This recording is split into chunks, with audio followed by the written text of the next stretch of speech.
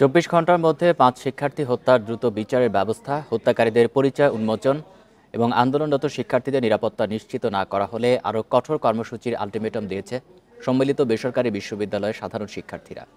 বুধবার বিকেলে রামপুরা ব্রিজে ইস্ট ওয়েস্ট বিশ্ববিদ্যালয়ের শিক্ষার্থী শিহান ও এআইবি এর শিক্ষার্থী সীমান্ত হত্যার দ্রুত বিচারের দাবিতে এবং বেসরকারি বিশ্ববিদ্যালয়ের শিক্ষার্থীদের ওপর হামলা ও দেশজুড়ে অভ্যুত্থানকারী ছাত্র জনতা নিরাপত্তাহীনতার প্রতিবাদে বিক্ষোভ সমাবেশ ও মশাল মিছিল কর্মসূচিতে একথা বলেন আন্দোলনকারীরা।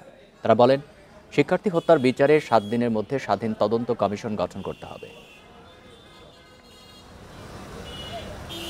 বিক্ষোভ সমাবেশ ও মশাল মিছিল কর্মসূচিতে একথা বলেন আন্দোলনকারীরা। তারা বলেন, শিক্ষার্থী হত্যার বিচারে ৭ দিনের মধ্যে স্বাধীন তদন্ত কমিশন গঠন করতে হবে।